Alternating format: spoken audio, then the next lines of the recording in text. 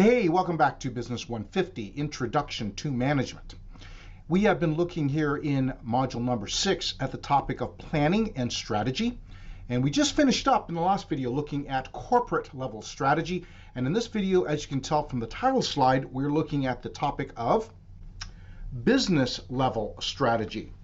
Business level strategy is a narrower focus than corporate level strategy. We begin to look at the types of strategy that a single business unit would use to excel and succeed in the marketplace. And so we hope that at the end of this video, you will be able to analyze these several different business level strategies that are typically considered by business units in a way to conquer their marketplace. Let's get started. Well, how do we define business level strategy? We can define business level strategy to the actions that an individual strategic business unit should undertake to meet overall corporate strategy. And generally speaking, there are three major business level strategies that the great majority of business units will choose from. You see them listed here. Number one, cost leadership. And that is an attempt by the business to achieve the overall lowest cost structure in a particular industry. Now, that doesn't necessarily mean lowest price at retail to the customer. It doesn't necessarily mean that. It means just what it says, attempting to achieve the overall lowest cost structure in an industry. We'll talk about that more in the next slide. The second major business strategy is the differentiation strategy, and that can be described as offering a unique good or service to a customer at a premium price. And here, of course, the operative word, the important word here is unique. In what way are you different and unique, and therefore the implication is better than other possible substitutes or solutions out there? And the third general business strategy is the focus strategy. You see it there described as concentrating on meeting the demands of one part or one segment of the market. What does that mean? It means, well, not trying to be all things to all men, rather trying to sell specifically to a particular type of customer, particular type of user. Let's take a tighter look at each of these three business strategies. Number one is the cost leadership. Now, as you can see here, the cost leadership strategy really does hinge on, as you can see even in the little graphic I've given you to the lower right of the slide, in figuring out ways to leverage the lowest possible costs to produce. And this would give you the possible market strategy of offering the lowest competitive price in the marketplace. However, it doesn't need to be that, as you can see here. Let's see, the first bullet point. If you can secure the lowest cost structure in the industry, you can actually choose. You can see here, there's two different ways to choose this. In the marketplace, you can either use a lower price to gain market share, and then after you've gained a dominant part of market share, perhaps putting other competitors out of business, well, then you can do whatever you want. You can raise your prices above your competitors because you don't have any anymore. That's one of your options, right?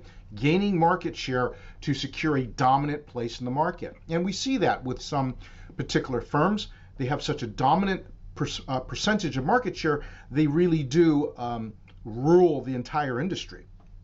And second, you could use your lowest cost structure to undercut your competitors' pricing. You could price even below what your competitor's cost is if your cost is sufficiently lower than anyone else in the industry. That does a good deal to put your competitor out of competition.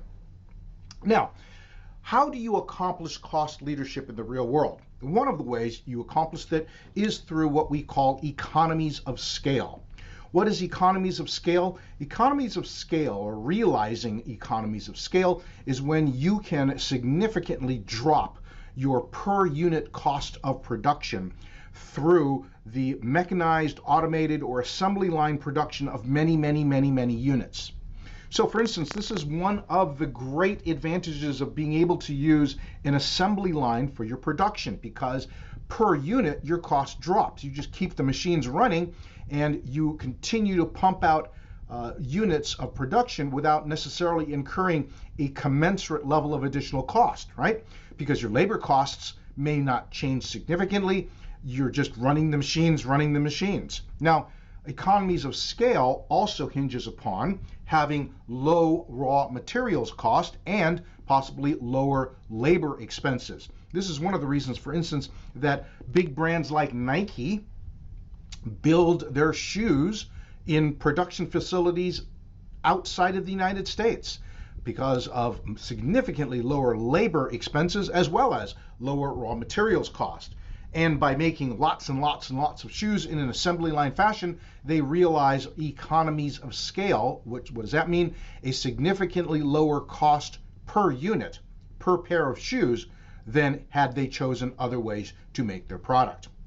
Some examples of companies that bring the low-cost leadership strategy into the marketplace are brands like Walmart or Hyundai, being able to therefore choose to offer units at lower prices than other competitive alternatives. That's some examples of one major strategy that many firms use, the cost leadership strategy. A lot of that hinges upon being able to convince your potential buyers that your product is good enough. Why shop anywhere else? Why buy something more expensive? We solve your needs. And of course, if your needs are simply basic transportation, then you're right, a Hyundai is going to meet your needs for basic transportation. However, of course, if you're looking to buy an automobile that will communicate other things like status, like privilege, like wealth, well, then that's stuff that this particular solution may not really offer in the marketplace. But for those who are looking to meet basic needs, it's certainly good enough. That's really the key to succeeding with the cost leadership strategy. On the other end of the spectrum, there is the differentiation strategy, which relies upon unique and premium pricing. You charge them more. And why do you charge them more? Because you will give them more reasons to pay more. What are some of those reasons? Image, brand, exclusivity, high quality, uniqueness, prestige, privilege. In other words, the message you're trying to communicate to the buyer, we're the only ones who offer this, and so this makes you special. And that, some examples, some famous examples, lots of brands in the marketplace try to establish a luxury differentiation niche, like Rolex watches, Mercedes-Benz automobiles, and in some ways even Apple computers. The thing that you're trying to communicate to your buyers is that we offer a bundle of advantages and benefits that outstrip basic usage, basic transportation, and we're the only ones that do it in this particular way. So if you own our product, this makes you special, unique, exclusive, privileged, prestige, etc., etc. All right? And of course, in virtually every realm out there, you can find someone attempting to carve out the luxury niche and in a way that communicates exclusivity to the owner. This is also a tried and true business strategy in most industries. Finally, there is the focus strategy, which is to target a very narrow segment of the overall market.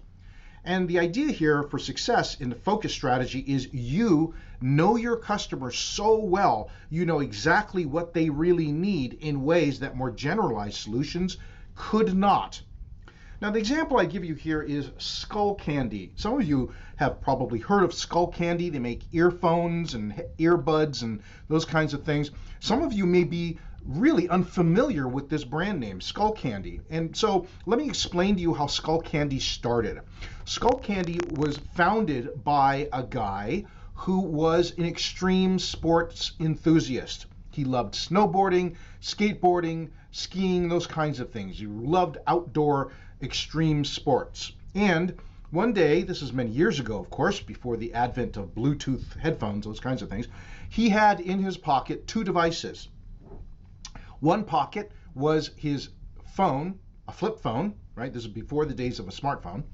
And in the other was his MP3 player, back when in the day when there was such a thing as a separate MP3 player. And so the dude's on the ski lift, and he's listening to his music, and he gets a phone call. Well, what are you going to do? you're on a ski lift, you got ski gloves on, you need to unplug your headphones, transfer them into the other device in your other handed pocket, all before the phone stops ringing and it goes to voicemail. And that's where it dawned on him, for people like me, who typically have their hands full and their devices in their pockets, in their parka with gloves on in the snow, we need a different solution. And indeed, that was his first solution, a double-ended, so to speak, a double-ended set of headphones with two plugs. So it would plug into both your MP3 player and your smartphone, and had a button in the middle so you could push the button and change the headphones over electronically from your MP3 player to your phone. That was one of their first products, and Skullcandy spent a long time focusing only on the extreme sports enthusiast as their primary market. It was only much later that they began to offer more consumer level type stuff and the kinds of things. Now we find some models of their headphones available in Best Buy and stores like that, but still, most of their stuff is still, to this day, there are still some versions and models of their product that are only found in extreme sports kinds of stores. And of course, the premise of the focus strategy, now that you've heard this example, the real linchpin is that you know your particular type of customer, your niche customer, so well that you can know exactly what would attract them in marketing, what kind of features and benefits they really need, because you're so intimately familiar with their actual usage, their actual life, their actual pain points, the actual kinds of problems they have that need to be solved. So I hope that's helpful. It gives you a brief look at these three major types of business level strategies: the cost leadership strategy, the differentiation or quality strategy, and the focus strategy. Now, all of this gets tied up then in a consideration of what we call the product life cycle. What is the product life cycle? Well, if you consider most products go through a life cycle. There is a time when the product is first created, and nobody knows about this product. Very few people even realize they have a problem that this product would solve. They're really oblivious to this product. It's brand new. No one's ever heard of it. If the product gets a little traction in the marketplace, it will enter the growth phase, where exponentially more and more people hear about this product, think it's cool, it's brand new, I gotta have one too, and it goes into a growth phase. You notice on the vertical axis is sales volume over time, right? So sales volume really begins to pick up in its growth phase, and eventually it gets to the point of maturity in the market. What does maturity mean? It means everybody has one, and nobody really sees it as a unique thing or a brand new thing. It's just, okay, everybody's got one, I need one too. Okay? And eventually the product gets so old, it goes into decline. Maybe it becomes eclipsed by some other solution, or there's some reason why people begin to really yawn, ho-hum over this product, and so the sales volume actually begins to drop. Let me see if I can give you an example of a product life cycle. How about the smartphone, the iPhone or the Android phone, the smartphone with all the apps, everything integrated into the phone? Well, there was a period in time, not so long ago, when no one had a smartphone. No one ever needed a smartphone. We didn't even know that we needed a phone that played music, that had apps that also tracked our every movement via GPS, etc., etc., right? We didn't know we needed that. And then it was created. And only the really whiz-bang tech nerdy people were first embracing smartphones. The rest of us said, my flip phone does just fine. That's a silly device. But eventually more and more people ended up with iPhones in their hands, and people began to say, hey, that's actually really cool. I mean, I can carry around what essentially is a small dumbed down computer and use it as a phone and an MP3 player, and I have all these apps and my calendar and all these shopping lists and everything else and internet access, and more people began to buy smartphones, and it went into a growth phase, right, where growth began to really accelerate. And now it's gotten to the point arguably where the smartphone is in the maturity phase. It's not new or special to have a smartphone. Holy smokes, everyone has one, except maybe my grandmother, right? Everyone's got one. The only question is, does yours have more features or less features? Do you have a 77 megapixel camera on it now? Because that's what the iPhone 15 might be offering, blah, blah, blah. And eventually, we believe smartphones will eventually go into decline.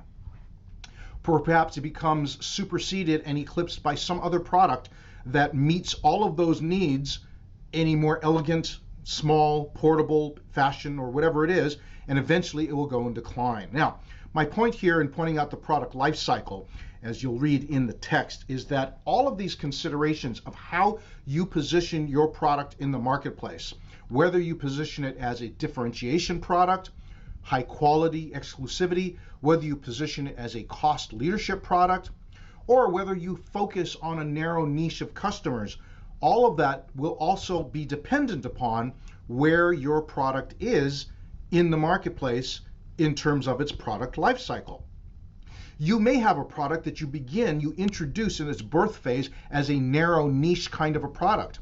And then as it grows, you focus more on the differentiation aspects of it, of how it is unique and different than anything else out there. And by the time it reaches maturity or decline, you may be really dealing with a saturated market. And so you need to milk every cent, every penny of profit out of every sale. And therefore, what you're doing is trying to offer lower and lower production cost units to the marketplace to continue to get as many sales as you can and maximize your profit, your unit profit. That's just one example, but there's, again, all of these things need to be considered against the inevitable product life cycle that your products and services will experience. Alrighty then. So with all of this discussion, we hope that you will refer yourself to the textbook as well in order to get a good handle on the several different considerations and aspects as you analyze these several different business level strategies. This is an enormous part of strategy. This is a very large part of what professionals will consider on an ongoing basis in terms of what is the marketplace, how is it responding to our efforts, how well has our product been adopted, and where is it in its life cycle, and do we need to make adjustments in how we are trying to sell our products or services. So this discussion, although this is just one brief video, this could be a life's career worth of work, depending on what your desires are, where you see yourself progressing in your job and in your career. Important stuff to consider, so we hope that you will take this stuff and you'll continue to study it in the textbook as well. We'll see you in the next lecture.